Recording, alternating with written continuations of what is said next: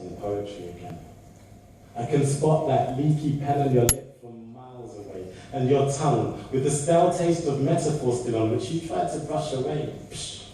The verses linger still in your kiss. You've been writing poetry again. Don't worry, I can tell it's that fingertip smell, that keyboard stain, the pinky poised above the knee pushing out your veins. Why this vain obsession? Lines layered with double meaning and painstakingly revised, which you packed into shape and you stanzadize. If words are your food, why do you play with them? Why do you use them as tools to confuse and condense? You've been writing that intense poetry again. There's a rhyme in your mind and a line in your eyes that I can trace. I can see it in your face because there's a rhythm that you're tapping and it's just not mine. You've been writing poetry again.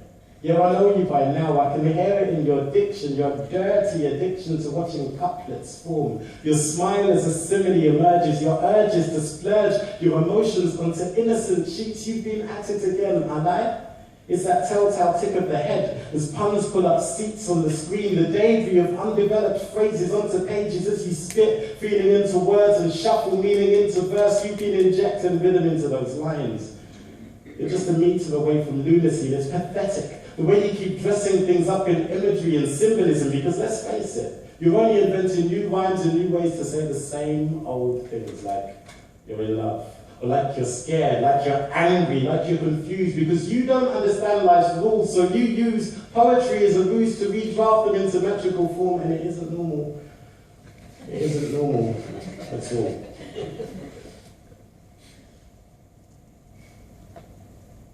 Yes.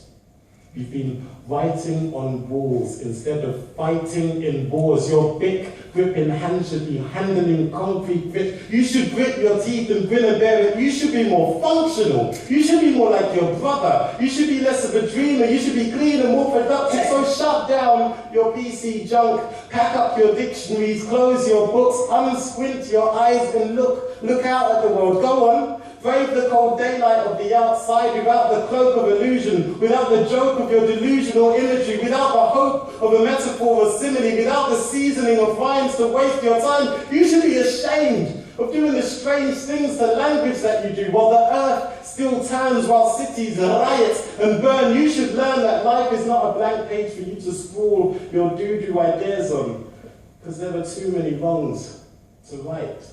So, good night.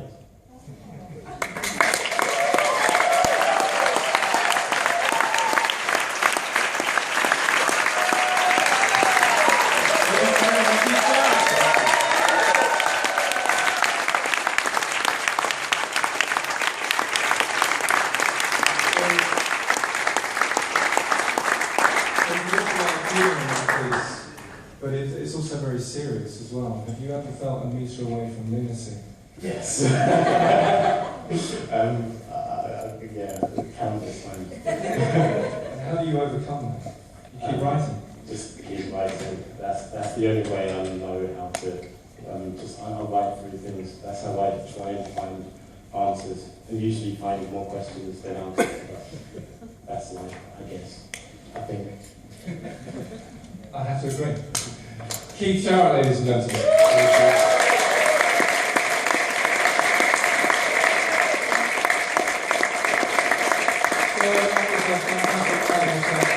We're just about time for one final track from the Street Gnomes Quartet. I hope you've enjoyed tonight. I think it's been a really fantastic, great conversation. Yes!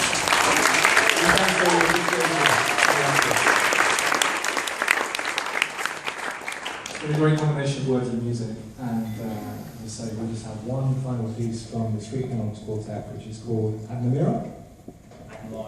There you go. At Namara, this is a tune I wrote about a year ago, and yeah, this one is inspired by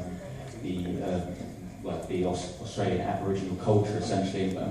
Perhaps the intro inspired maybe by the very dry landscape, and almost the dry sound the didgeridoo produces as well. I have essentially, I'm not just going to be playing sort of very low notes and drones, but I've tried to create quite a dry sound on the piano at the beginning before we ease into a much more fluid material in the middle of the piece. And the word Adamara piece is translated from Australian Aboriginal meaning flowing water, so that's the idea behind this piece. So after the dry beginning, water is discovered. Nicely, ladies and gentlemen, Street Mills Quartet.